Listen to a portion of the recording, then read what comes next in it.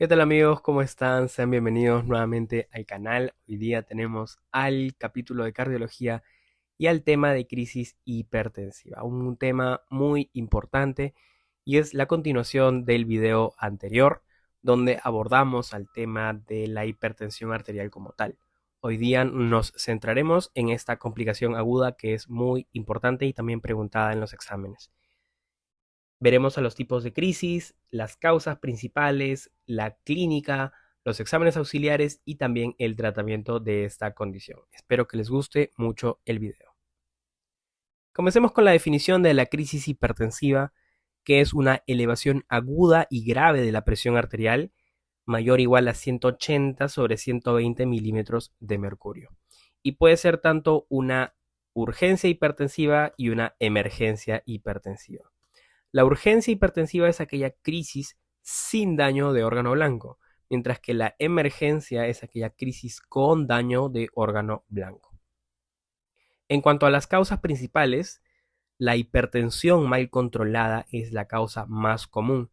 Un paciente hipertenso que no esté tomando bien sus medicamentos, que se haya olvidado de tomarlos o que no esté controlando bien con su terapéutica actual suelen ser las causas más comunes de una crisis hipertensiva. De igual manera, las infecciones en los pacientes hipertensos también son una causa importante. El estrés psicógeno también. Cuando un paciente está estresado, preocupado, va a activar a su sistema autónomo. Esto va a producir catecolaminas como adrenalina y noradrenalina, aumentando la presión arterial. Mucho más en un paciente que ya es hipertenso. El abuso de cocaína y otras drogas también. El feocromocitoma, que es un tumor de la glándula suprarrenal productor de catecolaminas. La crisis tiroidea o tirotoxicosis en un paciente que tenga un hipertiroidismo mal controlado. La preeclampsia o eclampsia, que son trastornos hipertensivos del embarazo, los cuales veremos en un video especial de obstetricia, son causas muy importantes que pueden comprometer la vida de la madre y del feto. Los traumatismos encefalocraneanos, un paciente que se haya accidentado, se haya caído de un segundo piso, se haya golpeado la cabeza, va a estar con una hipertensión intracraneana y por ende también puede tener crisis hipertensiva. La enfermedad cerebrovascular, que puede ser isquémica o puede ser hemorrágica también, por ejemplo, en un contexto de una malformación arteriovenosa rota o un aneurisma cerebral roto. El síndrome agudo coronario, por ejemplo, un infarto agudo al miocardio también puede producir esta condición, y una disección aórtica, obviamente, que también puede llegar a generar una crisis hipertensiva. Y como podemos ver, las causas pueden ser desde algo leve, inocuo o inocente, como una hipertensión mal controlada, hasta condiciones que pueden llegar a comprometer la vida del paciente. Veamos a la clínica y cómo va a llegar nuestro paciente con una crisis hipertensiva. Puede llegar con cefalea, con mareos, con epistaxis, con escotomas, que son manchas en el campo visual, tinnitus, que es el zumbido de los oídos, insomnio e inquietud. Y cuando estamos hablando ya de una emergencia hipertensiva, podemos tener signos de daño a órgano blanco, como por ejemplo un paciente que esté con disnea, dificultad respiratoria, crépitos a la auscultación. Sospechemos, por ejemplo, en una insuficiencia cardíaca aguda descompensada, que esté focalizando el paciente, hay que sospechar, por ejemplo, en un SB, que esté con dolor torácico, hay que sospechar, por ejemplo, de un infarto al miocardio, igual si está con diaforesis, y también caída del nivel de conciencia que nos hace pensar en ya condiciones, por ejemplo, como una malformación arteriovenosa cerebral rota. Entonces, como podemos apreciar, nuestro paciente puede llegar con una clínica muy variada, desde algo leve como un dolor de cabeza o una epistaxis, que hay que controlarla con un tapón nasal, hasta condiciones que nos pueden llegar a preocupar, como una angina de pecho, como un paciente con focalización o con un paciente con caída del nivel de conciencia. Es por esto que es importantísimo hacer una adecuada anamnesis, un adecuado examen físico y sospechar cuál puede ser nuestra causa de crisis hipertensiva, que como he mencionado, la mayoría de veces es por una hipertensión mal controlada, pero hay que prender las alarmas cuando observemos algunos signos de gravedad. Entonces, ¿qué exámenes auxiliares podemos pedir en estos pacientes?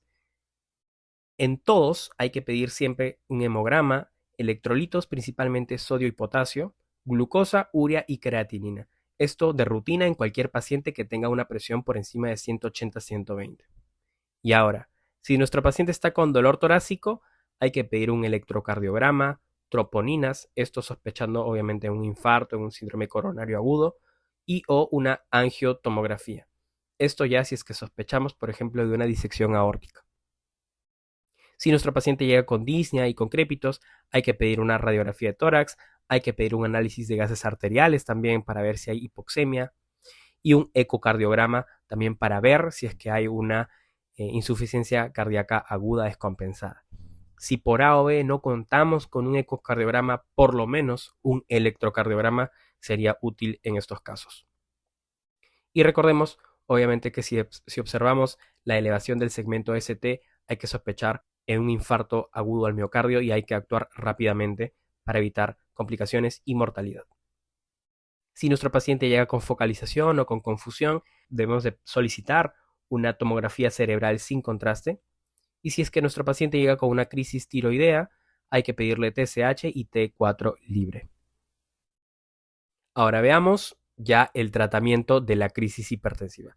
Iniciemos con el manejo de la urgencia hipertensiva. Y acá básicamente van a actuar fármacos por vía oral. Casi siempre se recomienda captopril 25 miligramos o 50 miligramos vía oral. Ojo, antes se decía que sublingual, actualmente se ha demostrado que es más efectivo tratar por vía oral. Labetalol de 200 o nifedipino de 10 también. El nifedipino de 10 puede indicarse, por ejemplo, en un paciente que tenga enfermedad renal crónica, estadio G5, o en una embarazada donde está contraindicado el uso de captopril. Y hay que evaluar a nuestro paciente periódicamente. Aproximadamente a los 45 minutos o a la hora ya debería estar normal su presión arterial, pero si es que todavía no actúa, se puede repetir la dosis en una hora. Y ahora, si es que tenemos una emergencia hipertensiva, el tratamiento varía un poco. Primero que nada, nuestro objetivo es disminuir en aproximadamente 25% la presión arterial, excepto en un SB y en la disección aórtica. En el SB, lo ideal es disminuir 10% o 15% como mucho, mientras que en la disección aórtica tenemos que llevar a la presión arterial a un rango normal. Por ejemplo, si nuestro paciente llega con 180-120, lo ideal sería dejarlo con 135-80. Luego esperar algunas horas más, 6-8 horas, para volver a bajar un poco más la presión arterial. Y si nuestro paciente llega con 200-140, por ejemplo, lo ideal sería llevarlo a 150/105 aproximadamente. Igual hay que monitorizarlo al paciente, se tiene que quedar hospitalizado. Pueden pasar 6-8 horas y podemos ya bajar un poco más la presión. Y acá los fármacos que actúan ya son por vía endovenosa. La vía oral se recomienda cuando el paciente está con una urgencia hipertensiva. Pero cuando ya estamos hablando de una emergencia hipertensiva, lo ideal es aplicar fármacos por vía endovenosa. Entonces, veamos ahora, según cada etiología, qué fármaco debemos usar. Si nuestro paciente está con un síndrome coronario agudo, lo ideal es usar nitroglicerina en infusión. La dosis no se las aprendan necesariamente para un examen porque no les van a preguntar, los medicamentos sí les van a preguntar, pero igual se las estoy poniendo para aplicación en la práctica clínica. Si el paciente llega con un edema agudo de pulmón, acá el medicamento a usar es furosemida por vía endovenosa o también nitroglicerina en infusión. Si nuestro paciente llega con una crisis por un feocromocitoma, el medicamento de preferencia es la fentolamina, 5 miligramos endovenoso STAT, y podemos repetir esto cada 10 minutos hasta lograr el objetivo de bajar 25% la presión arterial, y luego se pueden usar beta bloqueadores por vía endovenosa como por ejemplo la betalol. Si el paciente llega con una enfermedad cerebrovascular, está focalizando como acá la señora, podemos darle la betalol de 10 a 20 miligramos endovenoso o nicardipino en infusión. Pero acá, ojo, como les he recomendado, en enfermedad cerebrovascular lo ideal es bajar 15% aproximadamente la presión. Si el paciente llega con una crisis por disección aórtica, acá usamos la betalol 20 miligramos endovenoso STAT y luego 20 a 80 endovenoso cada 10 minutos. Y esto obviamente ya porque, como les he comentado, en la disección aórtica hay que llevar la presión arterial hasta un rango normal, o sea, menos de 130/80. Y en casos refractarios, que el paciente no esté respondiendo a ninguno de estos medicamentos o puede llegar a ser incluso una urgencia que no baje para nada la presión arterial, nuestra opción es el uso de nitroprusiato sódico a 0.3 microgramos por kilo por minuto en infusión hasta un máximo de dosis de 10 microgramos por kilo por minuto. Esto ya obviamente en casos que la presión arterial no esté bajando con nada.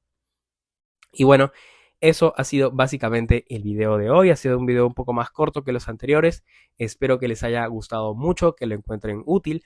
Recuerden siempre estudiar para sus exámenes y ya nos estaremos viendo para un siguiente video. Un fuerte abrazo, gracias y chao.